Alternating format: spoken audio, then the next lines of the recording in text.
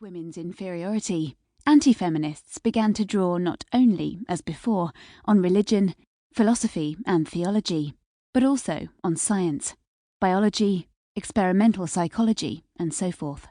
Simone de Beauvoir, The Second Sex, 1949. The University of Cambridge at the end of summer, with the leaves going dry, is as beautiful as it must have been when the great evolutionary biologist Charles Darwin was an undergraduate here in the early 19th century. Up in the quiet and high northwest corner of the university's library, traces of him still exist. On a leather-topped table in the manuscripts room, I'm holding 3 letters, all yellowing. The ink faded and the creases brown. Together, they tell a story of how women were viewed in one of the most crucial moments of modern scientific history, when the foundations of biology were mapped out. The first letter, addressed to Darwin, is written in an impeccably neat script on a small sheet of thick cream paper. It's dated December 1881, and it's from a Mrs. Caroline Kennard, who lives in Brookline, a wealthy town outside Boston. Kennard was prominent in her local women's movement, pushing to raise the status of women, once making a case for police departments to hire female agents. She also had an interest in science. In her note to Darwin, she had one simple request. It was based on a shocking encounter she'd had at a meeting of women in Boston. Someone had taken the position of arguing that the inferiority of women, past, present and future, was based upon scientific principles, Kennard writes.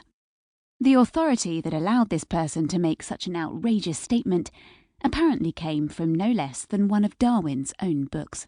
By the time Kennard's letter arrived, Darwin was only a few months away from death.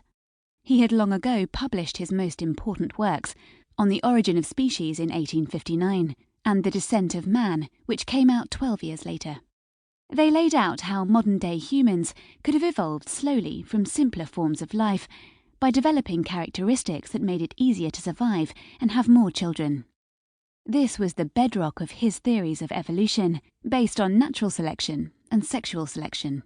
And they blasted through Victorian society like dynamite, transforming how people thought about human history.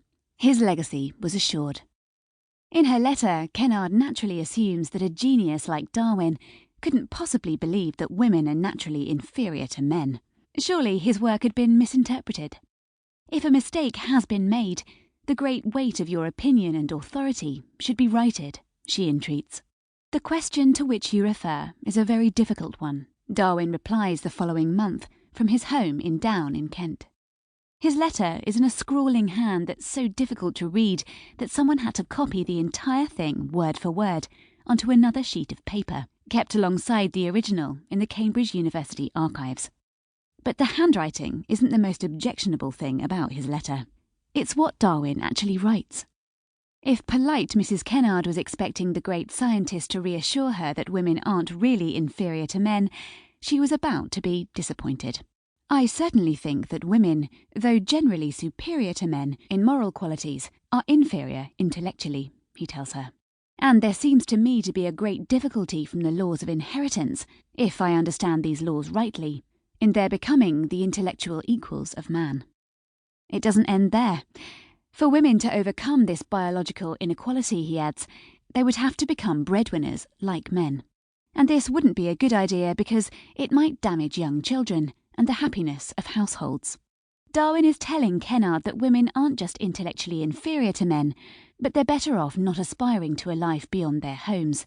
It's a rejection of everything Kennard and the women's movement at the time were fighting for. Darwin's personal correspondence echoes what's expressed quite plainly in his published work.